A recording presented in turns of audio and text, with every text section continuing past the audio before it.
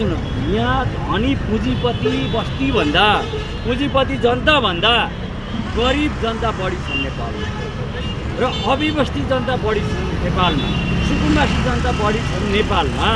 उसले जागिर खायो, साउदी कतार दुबई गएर कमायो, ठिक छ, तर बाउको हैसियत र बाउको काम के हो र बाउको चाहिँ योग्यता के हो, भूमिहीन हो कि होइन, त्यो पनि मूल्याङ्कन गर्नु। अर्को कुरो, 10 वर्ष जनयुद्धकालमा कति परिवारहरू विस्थापित भएको छन्।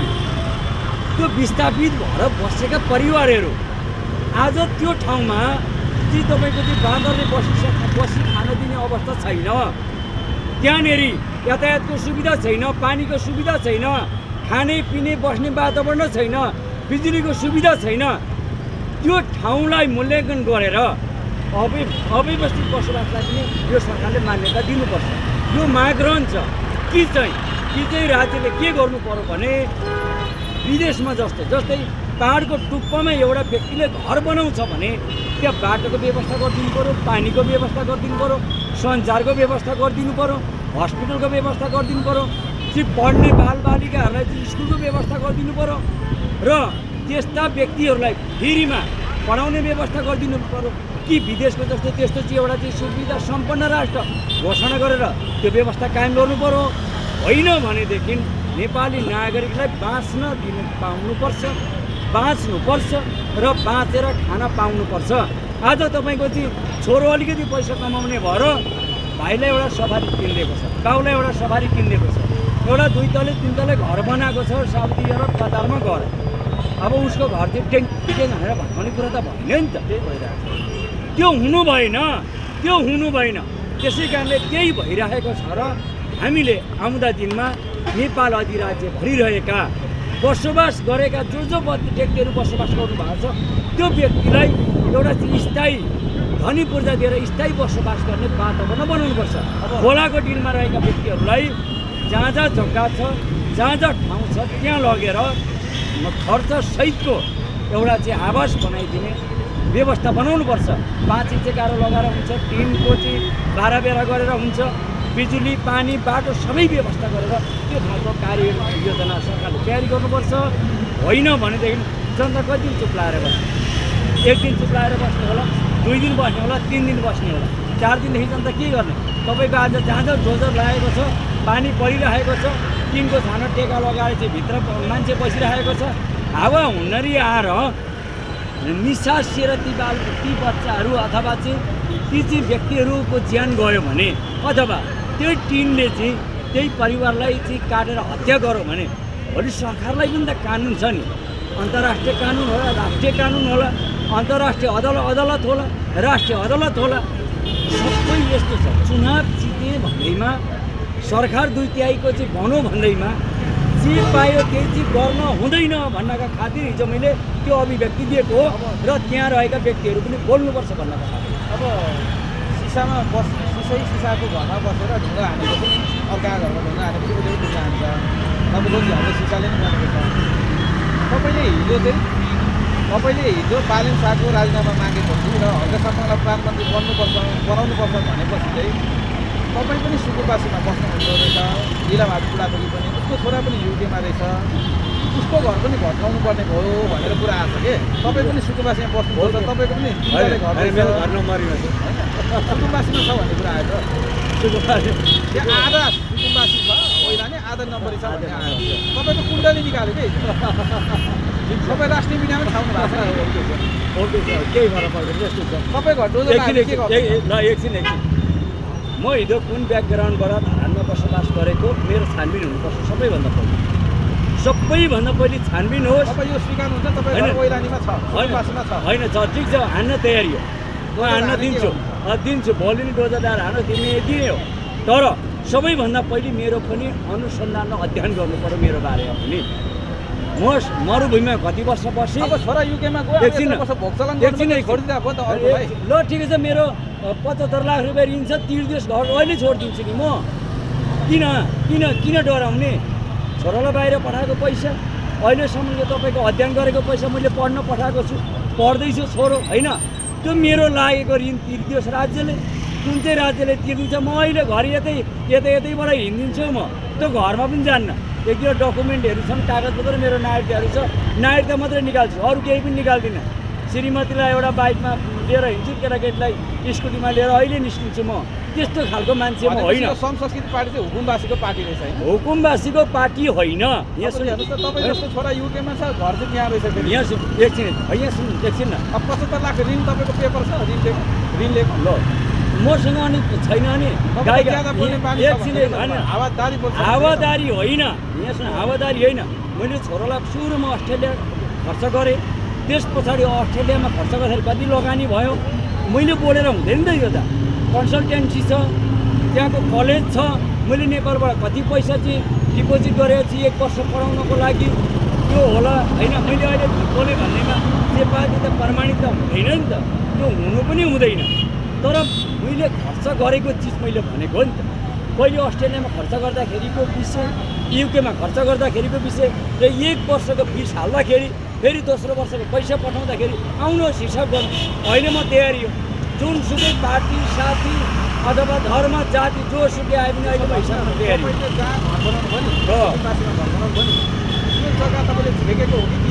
किनेको त्यतिखेर मैले यहाँ सुन्नु होइन त्यो जग्गा यहाँ सुन्नु त्यो जग्गा यस्तो जग्गा हो त्यो जग्गा भनेको ब्लकको जग्गा हो पछिबाट 2072-73 सालमा हामीले पास गरेका छौँ त्यो जग्गा यहाँ चाहिँ एउटा तामाङको जग्गा हो पहिली धरानमा चाहिँ यहाँ एकछिन पहिली धरान यस्तो भूगोल थियो कि मान्छेहरू यहाँ बस्न नसकेर आफ्नो नाममा जग्गा राखेर तपाईँको चाहिँ अलिक पाखा पर्वततिर त्यो मच्छरले बाघ भालु स्यालहरूले चाहिँ बस्न नदिएर कोही पाहाडतिर प्लान हुनुभयो कोही अलिकति भानुचोकको छेउछाउ आएर बस्नुभयो त्यो जग्गाहरू भित्र त्यो एउटा मगर कि तामाङको जग्गा तामाङ कि मगरबाट मैले लिएको जग्गा हो तामाङबाट होइन मगरबाट चाहिँ लिएको त्यो जग्गा हो पासै गरेर लिएको जग्गा हो त्यो सुकुम्बासीको जग्गा पनि किनबेच हुँदैछ सुकुम्बासी होइन हौ नम्बरी जग्गा हो त्यो अनि कसरी चाहिँ त्यो ऐलानी 2032 हजुर मेरो जग्गा घर भएको जति सबै नम्बरी हो उता अलिकति मैले चाहिँ ब्लकको जग्गा म पनि फर्सेको किन्दाखेरि चाहिँ फेरि मैले त्यतिखेर किन्दाखेरि चाहिँ लगभग 56-57 किन्दाखेरि 40,000मा किनेँ म पनि फर्सेको थिएँ कति दूर हो यहाँ सुन एउटा सानो झोपडी पनि थियो किने जग्गा ठिक छ भन्यो नम्बरी अहिले पनि थाहा थिएन पब्लिक स्कुल पढ्थेँ गएर किने जग्गा घरै जग्गा रहेछ तपाईँको चाहिँ त्यस्तै खालको जग्गा रहेछ ब्लकको जग्गा हो खास गरी ब्लकको जग्गा हो त्यो र त्यो उतापट्टि अलिकति सोते जग्गा छ थोरै सोते जग्गा छ तलसम्म छ त्यो चाहिँ ठुलो जाल त्यो चाहिँ जङ्गलको अवस्थामा नापेको जग्गा रहेछ धरानमा जङ्गल हुँदाखेरि नापेको जग्गा रहेछ जहाँ फिता पुग्यो त्यहाँनिर नम्बर आयो जहाँ फिता पुगेन त्यहाँनिर चाहिँ त्यो सोती जग्गाहरू रहेको छ धरानमा धेरै ठाउँमा रहेका छन् धरानमा अहिले छानबिन गर्ने हो भने धरानका मेन ठाउँहरू पनि त्यस्तो जग्गा भेटिन्छ त्यो जग्गा तर मैले अहिले नि भनेर त्यसरी कसैलाई धाक धम्की लगाएको छु बस्तीमा तपाईँको नम्बरी कति दूर छ र ऐलानी कति दूर छ मैले चाहिँ खासै त्यो साला खाडा चाहिँ 18-19 फुट भएर किनेको 20 फुट बाटोलाई दिएँ 20 फुट बाटोलाई दिएँ अगाडिपट्टि 30 फुटे बाटो आयो अलिकति कति बाइक छ त्यो पनि खास थियो सर अब तपाईँलाई अर्को उठेको प्रश्न हिजो तपाईँले जब बालन साहबको राजनीतिमा यो चाहिँ सुकुम्बासीको जग्गा बेचेर किनबेच गरेर यो भूमाफिया रहेछ पार्टी पनि फेरि पुरानो पार्टी खोला बेच्ने गिटी बेच्ने त्यो बेचेर त्यसले घर बनाएको रहेछ यो बुढाथोकीले भन्दैछ आजसम्म मैले जग्गा बेच्नु आजसम्म कुनै पनि जग्गा सुकुम्बासीको जग्गा नि कारोबार गरेको छ बेचेको छ काहीँ कसैलाई पनि मैले दिएको छ समय आएछ भने नि म त्यो ठाउँमा पुर्याउँछु मैले खोलाका जग्गाहरू नकिन्नुहोस् बगरका जग्गाहरू नकिन्नुहोस् कुलाका जग्गाहरू किनबेच गरेर नबस्नुहोस् भन्दै गर्दाखेरि मलाई म टोल विकास संस्थामा भएर ती चिजहरू रोक लगाउँदै गर्दाखेरि नि मलाई 2-3वटा पार्टीले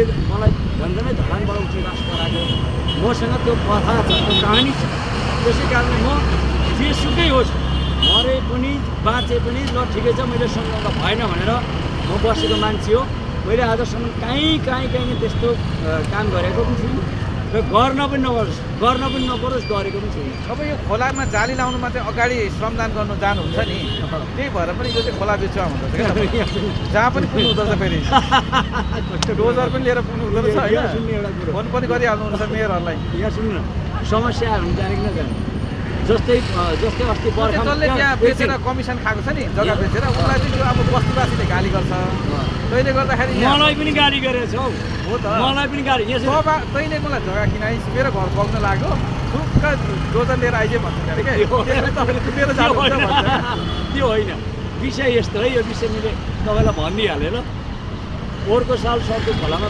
बाढी आयो डोजर लिएर गएको यो बाढी बचाउनको लागि त्यस पछाडि हवाई मार्गमा तपाईँको त्यो खोलाले घर लाने भएर चाहिँ त्यो ड्रेनभन्दा पनि जसले ड्रेनै हालेको खोलै थियो अहिले त्यहाँ पुल बन्दैछ मैले चाहिँ हाम्रो चाहिँ नगर प्रमुखज्यू हर्क साल्पाङज्यूलाई भनेर सुरज सर हर्क साल्पाङ मेयरज्यू त्यतिखेर निवर्तमान मेयरज्यू सुरज सरहरू तर नगरपालिकाका हाकिमहरू गएर हेरेर 17 लाख रुपियाँ रातो बुकमा हालिदिनु भएको उहाँहरू यथार्थ राति 2 बजेसम्म त्यो खोलामा हामीले काम गरेको हो यहाँ हवाई मार्ग भनेपछि 17मा रेलवे चौकबाट नजिकै पर्छ हवाई मार्गमा हिजो अस्तिदेखि त्यो काम सुरु हुन लागेको छ एउटा त्यो काण्ड हो त्यसमा मैले सरको खोलामा लगाउने जाली चाहिँ 2 पिस होइन 4-5 पिस जाली चाहिँ झगडा गरेरै पैँचो दिन्छु भनेर लिएर आएर त्यो जाली लगाएर त्यो घर बचाएकै हो राति त्यहाँ काम गरेको हो र धरान 17 डाँडाको भए पनि राति 2 बजेसम्म बाढी आउँदाखेरि काम गरेकै हो राति सर्दु खोलामा पनि म आफू लागि परेर जिसिपी वडा अध्यक्ष त्यतिखेर मनोज सर हुनुहुन्थ्यो मनोज भट्टराई सर हुनुहुन्थ्यो उहाँलाई पनि फोन गरेर नगर प्रमुख निवर्तमान नगर प्रमुख हर्क साल्पाङ मेयरज्यूलाई पनि फोन गरेर त्यो बस्तीवासीमा खटेर काम चाहिँ गरेकै हो तर मैले काहीँ पनि त्यस्तो खोलाको डिलको जग्गाहरू बेचेको पनि छैन आजसम्म बेचेको छैन अब आउँदा दिनमा बेच्नु पर्यो भने म जान्छु तपाईँहरूले यो अहिले जस्तै सुकुम्बासीको मुद्दा उठाइराख्नु भएको छ नि सर अब स्थानीय चुनाव पनि आउँदैछ प्रदेश चुनाव पनि त्यसको लागि भोट ब्याङ्कको लागि चाहिँ सुकुम्बासीहरूको भोटलाई क्यास गर्नको लागि चाहिँ तपाईँहरूले यो मुद्दा उठाइराखेको हुन्छ हो समस्या त यही पर्छ जाइपुर समस्या यही छ काहीँ म छिनो खाना गर्न बस्छु कि अनि उसको पक्षमा निर्णय गरेर हिँड्नु भन्ने हुन्छ क्या जहिले अब एकजना गर्नुपर्छ केही भइदियो तपाईँले तर यो भोट ब्याङ्कको लागि पनि होइन भोटको लागि पनि होइन आज धरान क्षेत्रबाट कतिजनाको तपाईँलाई फोन आउँछ कतिजना कुन बस्तीबाट फोन आएको छ भनेर चाहिँ कति मलाई कसैले गर्नुहुन्न अब भोट ब्याङ्कको लागि अब भोट ब्याङ्क तयारी गरौँ भन्ने दिन चाहिँ विषय आइपुगिहाल्छ तर यो भोट ब्याङ्क होइन यो भोट ब्याङ्कको पनि होइन यस्तै विषयहरू आउँछ न खासै म चाहिँ हरेक क्षेत्रमा अलिक नजानु पनि पर्यो भन्छु अलिक मुख पनि अलिक छुट्टै छ अलिक रिस पनि झनक्क उठि पनि हाल्छ अनि मुख पनि छुट्यो रिस पनि उठिहाल्छ अलिक त्यस्तै खालको परिपाटीमा पनि बसोबास भयो हजुर त्यत्रो पार्टीकै आधिकारिक व्यक्तिहरूले चाहिँ त्यत्रो पैसा खायो अरू पार्टीबाट र माटोमा भोट हालेन घन्टीलाई हाल्यो लालालाई हाल्यो भन्ने तपाईँलाई त आइरहेको छ नि त आरोप पार्टीकै मान्छेहरूले तपाईँलाई उठाइरहेको छ तपाईँ पार्टी छोड्नु लागेको थियो आफ्नै घर भत्किने भएपछि फेरि संस्कृतिमा आफ्नो घर जोगाउनलाई सर त्यस्तो होइन सर म यथार्थ मैले अघि पनि भनिहालेँ यथार्थ विषय मेरो छ ठिक छ त्यो मेरो जति ऋण लागेको छ ऋण तिर्दिनु अहिले पनि दिन्छु नम्बरी पनि दिन्छु जग्गा पनि जोडिदिन्छु डोजर हाने पनि कसैलाई बसाइदिए पनि म त्यति साह्रो त्यो होइन सर म भोलि कानुन नियम कानुनले डोजरै हानो भने पनि म केही फरक पर्दैन म खुसी साथ म तपाईँ हेरिराख्नु होला मलाई किनभने त्यो विदेशबाट साउदी अरबमा बसेर कमाएर चाहिँ बनाएको घर हो मैले लुटेर पनि बनाएको होइन 4500 सेलेरी 4500 सेलेरी थियो त्यो सेलेरीको डाटा कहिले मगाउनु भन्नुहुन्छ भने पनि भर्सेट त्यो मेरो डाटा त्यहाँ राखेको छ भने पनि मगाउँछु पनि मसँग भिसा छ मसँग पासपोर्ट छ अब 21 दिन जेलमा पनि बसेको छु अब त्यतिखेर पासपोर्ट गुम भएर हराएर 21 दिन जेलमा पनि बसेँ सुरुमा जाँदाखेरि एउटा कुरो के छ भने म त्यस्तो कसैलाई ढाँट छल झुट त्यो व्यवहार गर्ने मान्छे त्यो होइन त्यस्तो खालको काम गर्न पनि नपरोस् एक दिन त्यो विषय बाहिर आइ पनि हाल्छ तपाईँले बिहान स्ट्याटस पनि लेख्नु भएको र एउटा कुरो तपाईँले त्यो भन्दै हुनुहुन्थ्यो पालन साको होइन त्यो एउटा अहिले तपाईँले जोड्दै हुनुहुन्थ्यो पैसा खायो भन्ने खालको कुराहरू पनि आइरहेको छ भनेर भन्नुहुन्थ्यो ओके छ ठिक छ विश्वास गरौँ पार्टीले पैसा दियो होइन मसँग आर्थिक अवस्था थिएन मेरो आर्थिक अवस्था मजबुत हुने भयो त्यसमा कसलाई के को डर कसलाई के को लाज कसलाई के को लिने म दिने अरू पार्टी अनि टाउको चाहिँ फेरि उहाँहरूको किन दुखेको फेरि कुरो यहाँ पनि छ होइन टाउको नदुखाउनुहोस् बिचराहरूलाई टाउको दुखेछ टाउको नदुखाउनुहोस् पार्टीले मलाई पैसा दिएको छ तपाईँहरूको टाउको दुख्यो भने म सिटामोल किनेर म दिन्छु उहाँहरूसँग पैसा छैन भन्ने पनि मैले एउटा महसुस गरेँ। तर तपाईँको चाहिँ वडा कार्यालयमा स्वास्थ्य चौकी राखेको हुन्छ, उहाँबाट त्यो सिरामल किन्नुभयो भने त्यो स्वास्थ्य चौकीले फ्रीमा दिन्छ। भएन भने म 17 नम्बर वडैबाट अहिले कार्यवाहक चाहिँ वडा अध्यक्ष मनिष सर हुनुहुन्छ, उहाँलाई नै भन्छु गरेर भए पनि नोट र सिटामल मागिदिन्छु र सम्बन्धित व्यक्तिलाई दिन्छु, आउनुहोस् टाउको नदुखाउनुहोस् भन्न चाहन्छु। जस्तो धरानमा चाहिँ सहरमा चाहिँ 60% भन्दा बढी घर भत्किँदो रहेछ, धरानमा ठुलो घरहरू रहेछ, फेरि त्यो चाहिँ ओइलानीमा देखिन्छ क्या। अब यसलाई कसरी समायोजन गर्ने हो? यसलाई समाज सुकुम्बासीले खोज्यो भने त सरकारको परिभाषा अनुसार त सुकुम्बासी त कोही पनि रहेछ। सुकुम्बासी छैन यो अव्यवस्थित रहेछ। होइन, यहाँ यो व्यक्तिहरू चाहिँ भेटिन्छ। सुकुम्बासी छ छैन त्यो मलाई थाहा छैन। यहाँ तपाईँको काङ्ग्रेस एमाले माओवादीका व्यक्तिहरू चाहिँ विशेष गरी धेरै मात्रामा भेट्न सकिन्छ जस्तो लाग्छ मलाई। किनभने त्यो जुन खालको एउटा गन्ध, जुन खालको एउटा भाव, जुन खालको अब यस्तो है, सुकुम्बासी जग्गा कसलाई किनबेच गराएको छ, कसले किनेको छ अहिले जग्गाहरू, ती कारोबार गर्ने व्यक्तिलाई राज्यले कानुनी कठघरामा ल्याउनुपर्छ। सिधै कुरा होइन, राज्यले त्यो कानुनी कठघरामा ल्याउनुपर्छ। ती व्यक्तिहरूलाई कानुनी कठघरामा चाहिँ ल्याउनै पर्छ। आज तपाईँको पान्दुर जग्गा नि 6 लाख 7 लाख 8 लाख 9 लाख 10 लाखसम्म बेचेको, धरानमै किनेको बेचेको भन्छ। अब म आफै छक्क पर्छु कि म आफै छक्क पर्छु। हुनु त हेर्नु, म त विदेशमा हुँदाखेरि पनि मेरो प्रमाण छ। नेपाल मेलमिलाप प्रवासी सङ्घको अध्यक्ष भएर काम गरेको छु। कृष्ण कणेलको स्टुडियोमा गएको छु। म धेरै व्यक्तिहरूलाई त सहयोग गरिएन होला, केही व्यक्तिहरूलाई सहयोग पनि गरेको छु। मैले विदेशमा बस्दाखेरि पनि, मैले त्यहाँ बस्दाखेरि पनि लुटेको ढुटेको छैन। मेरो काम हेरेर, मेरो विश्वास गरेर मलाई साउदीलाई तपाईँको त्यो 3000 सेलेरी दिन्थ्यो, मलाई 4500 सेलेरी दिन्थ्यो। म त्यस्तो जिम्मेदारी एउटा चाहिँ कम्पनीको एउटा जिम्मेदारी व्यक्ति भएर मात्रै काम गरेको मान्छे हो म। मेरो काहीँ केही त्यस्तो चाहिँ भोलि विदेशबाट पनि कसैलाई चाहिन्छ भनेदेखि त्यही कम्पनीमा पनि म कुरा गराइदिन सक्छु, साउदीलाई पनि कुरा गराइदिन सक्छु। तपाईँसँग यो सुकुम्बासीको जग्गा बेचेको चाहिँ कुनै प्रमाणहरू छ त्यस्तो कागज गरेको? ढुलको 3 लाख 4 लाखमा बेचेको त्यस्तो प्रमाण? त्यस्तो प्रमाण चाहिँ छैन। एकपल्ट चाहिँ म भाटमा चाहिँ गुनासो लिएर चाहिँ आउनुभएको थियो, पहिले है गुनासो लिएर आउनुभएको थियो। सर 4 लाख 5 लाखमा जग्गा बेच्यो, जग्गा चाहिँ उ गरेर चाहिँ हामीले किन्यौँ। अहिले आएर चाहिँ के अरे यो पस्ने भयो, फलबाडी पहिरो, घरि बाटो छैन भन्छ, घरि बिजुली छैन भन्छ, घरि पानी छैन भन्छ। हामीलाई सर समस्या भयो भनेर पहिले 3-4 वर्ष 4-5 वर्षपछि ती विषयहरू चाहिँ म घटना धेरै आउँछ। त्यसो भन्दा र हौ त्यतिखेरै भिडन्त गर्दाखेरि मलाई 2-3वटा पार्टीको साथीभाइहरूले मलाई धम्काउनु भएको छ। अब यहीँको समस्या आयो कि सर। जस्तो एउटा मान्छेलाई त भान्सामा घडेरी चाहिएको थियो, ओइलानीमा अलिक सस्तो भएर किन्यो। नम्बरीमा 3 लाख 4 लाख रुपियाँ धुल पर्थ्यो, त्यहाँ 50,000 रुपियाँ अथवा 1 लाख रुपियाँ धुल पायो, किन्यो, घर पनि बनायो, त्यसको प्रगति हुँदै गयो, घर पनि राम्रै बनायो। अब त्यो घर भत्किने भयो, त्यो मान्छे त पीडित हुनु पनि। अब किन्ने मान्छेसँग कागज छैन भने किन्ने मान्छेसँग सहित राखेका होला उनीहरूले। मैले त्यति सबैको कागज होला र सर, घरिको घरको मान्छेले को मान्छेसँग राख्छ नि सर, होइन त्यो किनबेचको ओइलेनमा किनेको बेचेको केही राख्छ नि, कागज गर्छ त। अब गर्छ नि। त्यो चाहिँ के गर्छ भने 4-5जना मान्छे बस्दा रहेछन्, हेर त्यो कागज गर्दा रहेछन्। यहाँ अब कतिजना पहिले किनेर घर बनाउने त साह्रै पीडित हुने भयो नि त, उसको त भत्किने भयो हो। त्यो जसले पैसा लिएको छ नि ओइलेनी जग्गाको, त्यो त फेरिको जग्गाको पैसा लिएको हो नि त सर। आज जस्तै अब यो ओइलेनी जग्गा भयो, यो जग्गा बेचेर मैले पैसा लिइसकेपछि नि मैले क्षतिपूर्ति त उसलाई दिनु पऱ्यो नि त। त्यो पैसा फिर्ता गर्नु पऱ्यो कि। त्यसलाई पक्रेर कारवाही गर्न सम्भव छ। राज्यले चाह्यो भने के चिज सम्भव हुँदैन, राज्यले चाह्यो तर सुस्त दुरुस्त आउनु पऱ्यो। मेरो कोहीसँग हिगो पनि छैन, कोहीसँग ऊ पनि छैन, तर त्यो सुकुम्बासी व्यक्तिहरूको धेरै ठाउँबाट दबाब मलाई पनि आएको हुनाले र त्यो धेरै दिल्लीबाट हेरेको हुनाले मैले बोलेको पनि हो। र हामीले त्यो खालको विषयहरूलाई अलिकति उठान गर्नुपर्छ र पनि म गरेको। मैले भोटको लागि पनि होइन, आज म तपाईँलाई थाहा छ त, म कुनै पनि चिजको लालसा गर्ने व्यक्ति होइन, न पदको लालसा गर्ने व्यक्ति हो। हुन्छ जिम्मेदारी पाइन्छ भने आफ्नो तरिकाले ठिकैको सामान्य जिम्मेदारी दिउँ भन्ने मात्रै व्यक्ति हो। भनेपछि यो किनबेचको प्रमाण चाहिँ तपाईँसँग छैन? मसँग मैले राखिनँ, त्यतिखेर ल्याइदिन्छु भनेको थियो, तर अब त्यो राखिनँ। अब यस्तो खालको विषयहरू थिएन।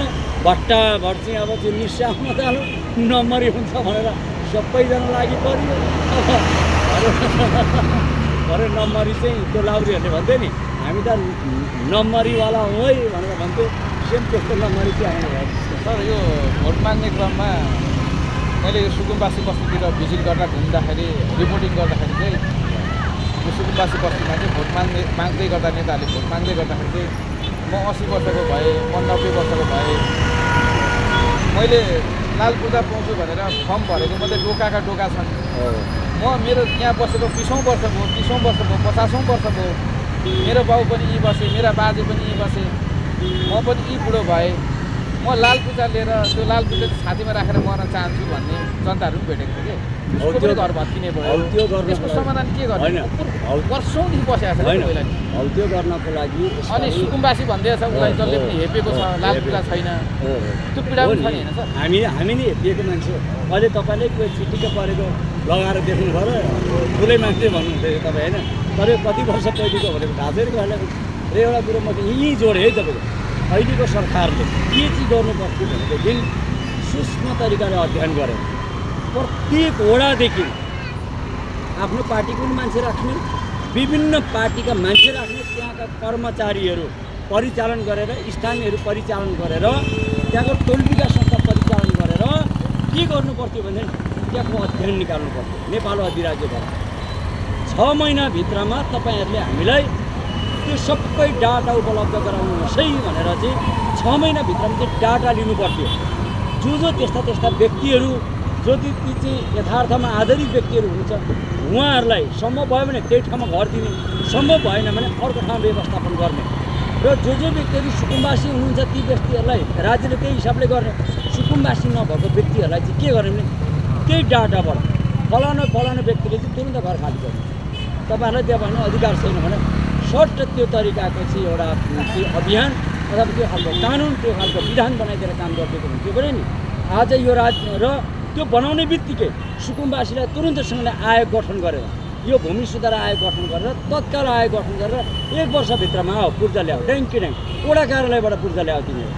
त्यो मालपोतमा पनि नजा, वडा कार्यालयमा बस्ने ती चाहिँ 5 जना जनप्रतिनिधिहरूले 1 जनाले त्यो उसमा गएर मालपोत कार्यालयमा गएर पूर्जा ल्याउने वातावरण बनाइदियो भनेर त्यस्तो खालको त्यो एउटा सिस्टम बनाइदिएको भए नि आज यो सरकार यति हाइलाइट हुन्थ्यो, यति आज यो सरकारको हुन्थ्यो र उता व्यवस्थापन पनि हुन्थ्यो। ती व्यक्तिहरूले पनि आफ्नो छोडेर जानै नै पर्थ्यो। नजाने भएदेखि छक्क छानबिन गर्ने। आज मेरो परिवार छानबिन गरौँ भने त थाहा हुन्छ नि त होइन? त्यो छानबिन गरेर त्यो खालको व्यवस्था गरेको हुन्थ्यो।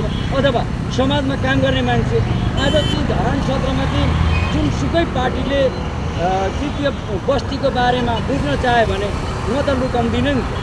यहाँ काङ्ग्रेस आए पनि, एमाले आए पनि, माओवादी आए पनि, श्रम संस्कृति पार्टी आए पनि, राष्ट्रिय स्वतन्त्र पार्टी आए पनि मैले जानेको सहयोग त म गर्छु नि त। उसलाई गर्दिनँ, बस्तीमा गर्छु म। त्यसै कारणले हौ त्यस्तो तरिकाले काम गरेको भए चाहिँ नि आज यति राम्रो व्यवस्थापन हुन्थ्यो यो सरकारको।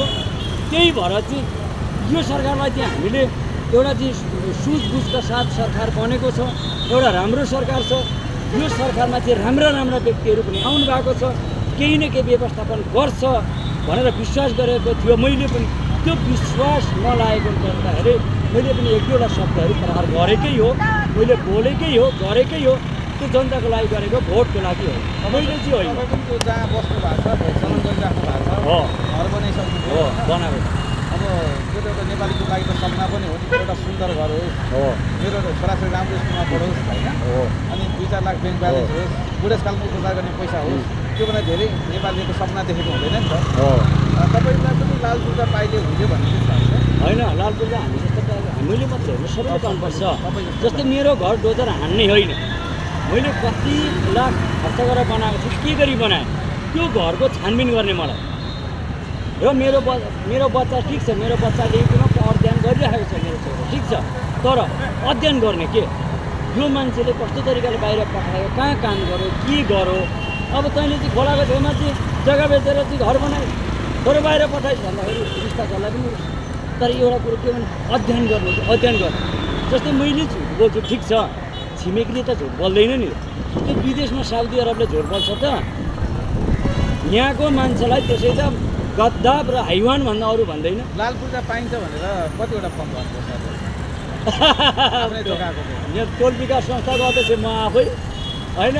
त्यस्ता फर्म भर्ने कुरा र इनरमा जाने कुरा, नगर र वडामा जाने कुरा म मात्रै त होइन त।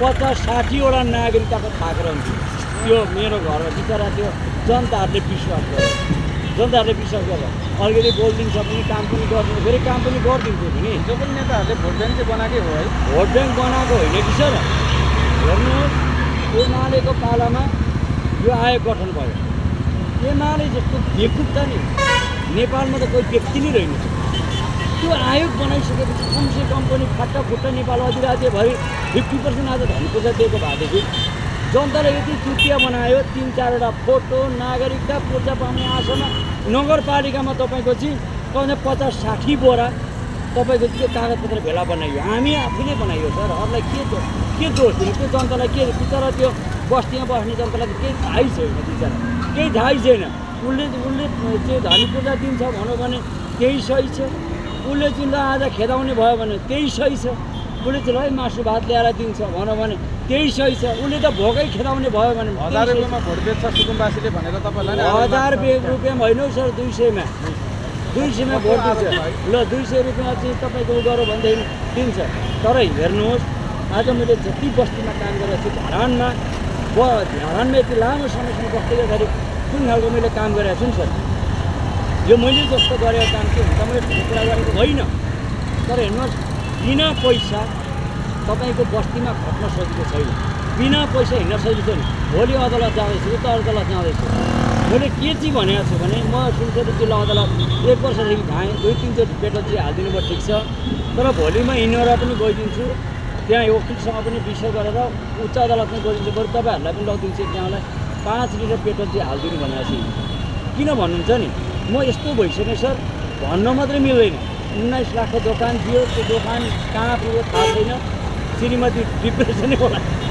हुन्छ घर परिवारमा आलिङ भत्ताभुङ्ग होइन नभएर बिहानदेखि बेलुकासम्म हिँड्नुपर्छ सामाजिक क्षेत्रमा एउटा समस्या आइरहन्छ त्यस कारण म के भन्छु भने हामी जस्तो मान्छेलाई चाहिँ सरकारले नि भत्ता दिनुपर्छ जुनसुकै पार्टीको हामी जस्तो मान्छेलाई चाहिँ सरकारले भत्ता दिनुपर्छ तपाईँलाई कहिलेकाहीँ नि ढिला बुढाथोकीलाई कहिलेकाहीँ चाहिँ सुकुम्बासीमा घडेरी किनेर घर बनाएकोमा पछुतो छ